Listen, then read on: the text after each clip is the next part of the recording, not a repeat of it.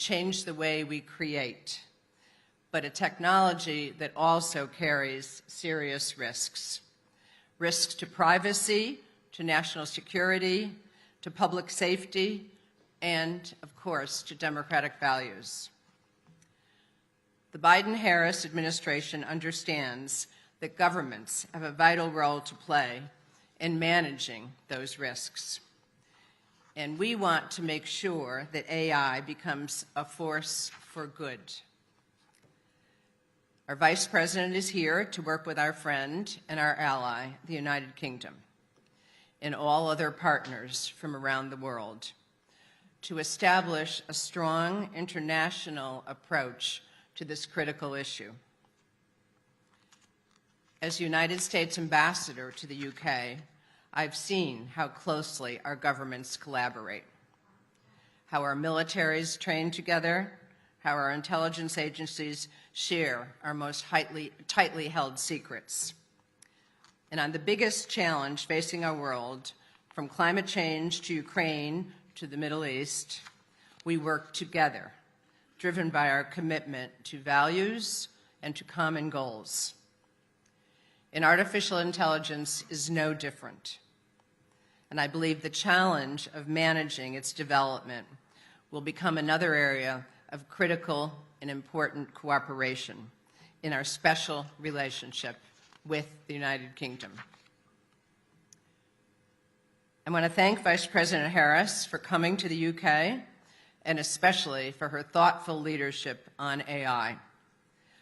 She has a long track record of fighting for consumers, for seniors, for women and girls, and for all communities. She has worked her entire career to protect people from harm, while at the same time promoting innovation. She has convened CEOs at the White House and helped drive voluntary safety commitments from leaders in the artificial intelligence industry. She's brought civil rights groups, consumer advocates, and labor communities to the policy-making table. And tomorrow, she'll represent the United States at the Global Summit on AI Safety hosted by Prime Minister Sunak. So we're very proud and excited to have her here at Embassy London, and I personally want to thank her for her leadership and greatly look forward to what she has to say today. Thank you so much.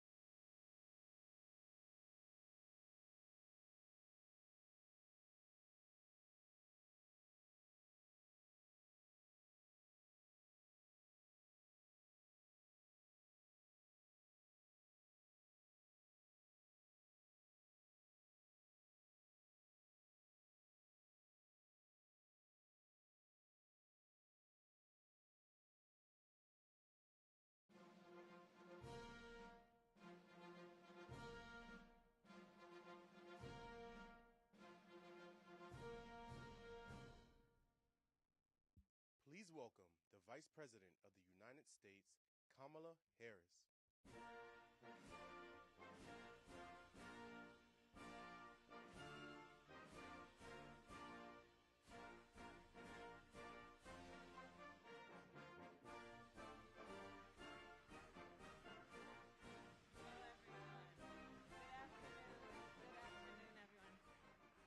Have a seat. Good afternoon. It's good to see everyone. Ambassador Hartley, thank you for the warm welcome that you gave us last night and today, and for inviting us to be here with you. And thank you for your extraordinary leadership on behalf of the President and me and our country.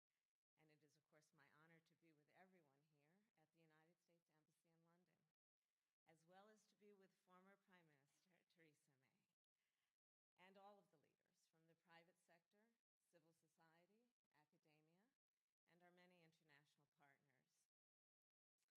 So tomorrow I will participate in Prime Minister Rishi Sunak's Global Summit on AI safety to continue to advance global collaboration on safe and responsible use of AI.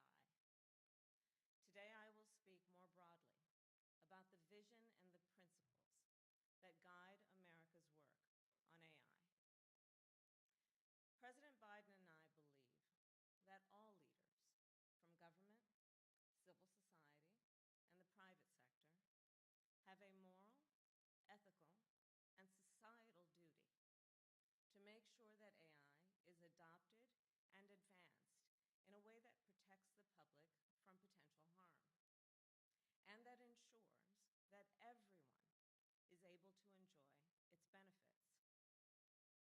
AI has the potential to do profound good, to develop powerful new medicines, to treat and even cure the diseases that have for generations plagued humanity, to dramatically improve agricultural production, to help address global food insecurity, and to save countless lives in the fight against the climate crisis.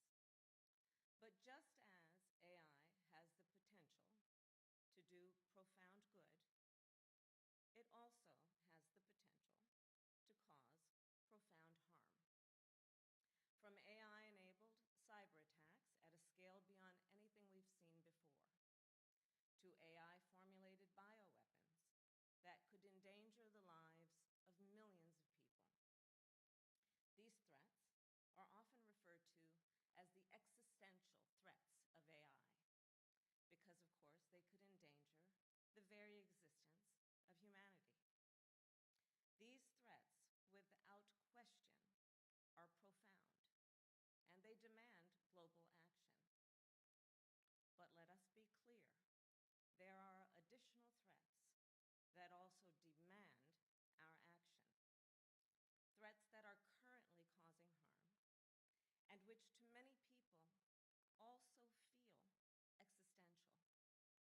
Consider, for example, when a senior is kicked off his health care plan because of a faulty AI algorithm. Is that not existential for him? When a woman is threatened by an abusive partner with explicit, deepfake photographs, is that not existential for her? When a young father is wrongfully imprisoned because of biased AI facial recognition, is that not existential for his family? And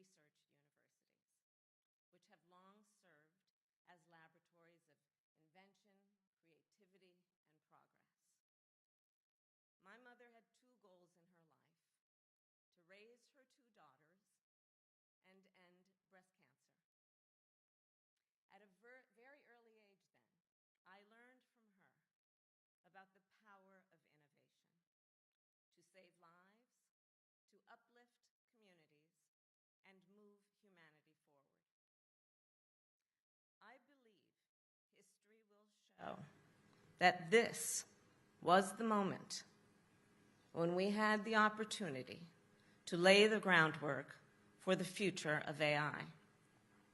And the urgency of this moment must then compel us to create a collective vision of what this future must be.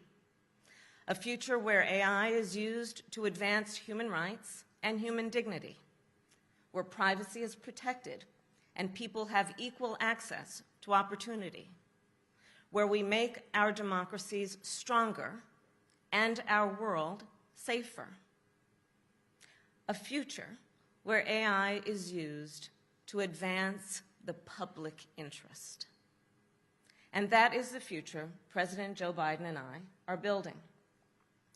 Before generative AI captured global attention, President Biden and I convened leaders from across our country, from computer scientists to civil rights activists to business leaders and legal scholars, all to help make sure that the benefits of AI are shared equitably and to address predictable threats, including deep fakes, data privacy violations, and algorithmic discrimination. And then we created the AI Bill of Rights. Building on that, earlier this week, President Biden directed the United States government to promote safe, secure, and trustworthy AI, a directive that will have wide-ranging impact. For example, our administration will establish a national safety reporting program on the unsafe use of AI in hospitals and medical facilities. Tech companies will create new tools to help consumers discern if audio and visual content is AI generated. And AI developers will be required to submit the results of AI safety testing to the United States government for review. In addition, I am proud to announce that President Biden and I have established the United States AI Safety Institute, which will create rigorous standards to test the safety of AI models for public use. Today, we are also taking steps to establish requirements that when the United States government uses AI, it advances the public interest. And we intend that these domestic AI policies will serve as a model for global policy. Understanding that AI developed in one nation can impact the lives and livelihoods of billions of people around the world. Fundamentally, it is our belief that technology with global impact deserves global action. And so, to provide order and stability in the midst of global technological change, I firmly believe that we must be guided by a common set of understandings among nations. And that is why the United States will continue to work with our allies and partners to apply existing international rules and norms to AI and work to create new rules and norms. To that end, earlier this year, the United States announced a set of principles for responsible development, deployment, and use of military AI and autonomous capabilities. It includes a rigorous legal review process for AI decision-making and a commitment that AI systems always operate with international and within international humanitarian law. Today, I am also announcing that 30 countries have joined our commitment to the responsible use of military AI, and I call on more nations to join. In addition to all of this, the United States will continue to work with the G7, the United Nations, and a diverse range of governments from the global north to the global south to promote AI safety and equity around the world. But let us agree, governments alone cannot address these challenges. Civil society groups and the private sector also have an important role to play. Civil society groups advocate for the public interest. They hold the public and private sectors to account and are essential to the health and stability of our democracies. As with many other important issues, AI policy requires the leadership and partnership of civil society.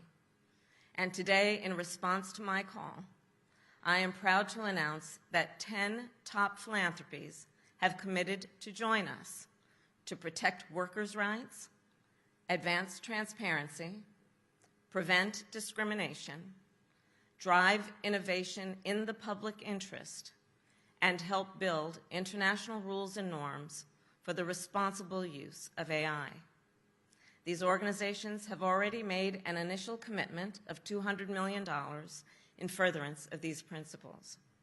And so today I call on more civil society organizations to join us in this effort. In addition to our work with civil society, President Biden and I will continue to engage with the private companies who are building this technology. Today, commercial interests are leading the way in the development and application of large language models and making decisions about how these models are built, trained, tested, and secured. These decisions have the potential to impact all of society. As such, President Biden and I have had extensive engagement with the leading AI companies to establish a minimum baseline of responsible AI practices. The result is a set of voluntary company commitments, which range from commitments to report vulnerabilities discovered in AI models to keeping those models secure from bad actors. Let me be clear. These voluntary commitments are an initial step toward a safer AI future, with more to come. Because, as history has shown, in the absence of regulation and strong government oversight, some technology companies choose to prioritize profit over the well-being of their customers, the safety of our communities, and the stability of our democracies. An important way to address these challenges, in addition to the work we have already done, is through legislation. Legislation that strengthens AI safety without stifling innovation. In a constitutional government like the United States, the executive branch and the legislative branch should work together to pass laws that advance the public interest. And we must do so swiftly as this technology rapidly advances. President Biden and I are committed to working with our partners in Congress to codify future meaningful AI and privacy protections. And I will also note, even now, ahead of congressional action, there are many existing laws and regulations that reflect our nation's long-standing commitment to the principles of privacy, transparency, accountability, and consumer protection. These laws and regulations are enforceable and currently apply to AI companies. President Biden and I reject the false choice that suggests we can either protect the public or advance innovation. We can and we must do both. The actions we take today will lay the groundwork for how AI will be used in the years to come. So I will end with this. This is a moment of profound opportunity. The benefits of AI are immense. It could give us the power to fight the climate crisis, make medical and scientific breakthroughs, explore our universe, and improve everyday life for people around the world. So let us seize this moment. Let us recognize this moment we are in. As leaders from government, civil society, and the private sector, let us work together to build a future where AI creates opportunity, advances equity, fundamental freedoms and rights being protected. Let us work together to fulfill our duty to make sure artificial intelligence is in the service of the public interest. I thank you all.